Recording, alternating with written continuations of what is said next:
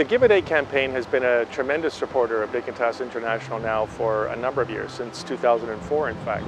It has allowed us to really build a strong, viable organization in terms of frontline medical care for people living with HIV, tuberculosis and other related diseases, and how to do it in a way that deals with reality. There's 2 doctors in Malawi for every 100,000 people.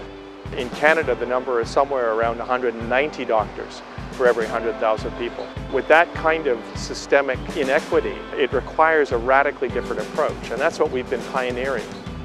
One of the things that Dignitas has been involved in for a long period of time is management of HIV-positive pregnant women and the prevention of mother-to-child transmission of HIV.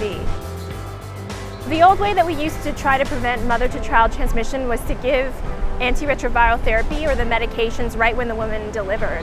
The studies that the WHO had based that evidence on were done in clinical trial settings. In the real-life setting in Malawi, where many women don't have access to safe water, they often will breastfeed, increasing the risk of postnatal transmission of HIV. Our research showed us very clearly that the traditional approach that was being used was vastly ineffective.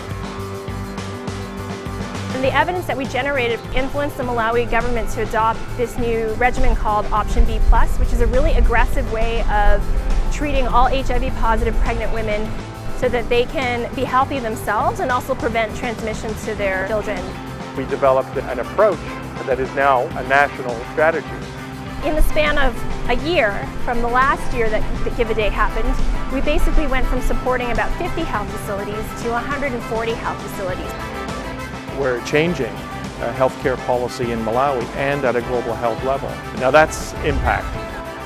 Support from Give a Day allows me to advocate for what's best for our patients. The Give a Day campaign has allowed us to improve the lives of millions of people. And I don't think there are too many organizations or charitable ventures that can make that claim. We can, and we can do it because of Give a Day.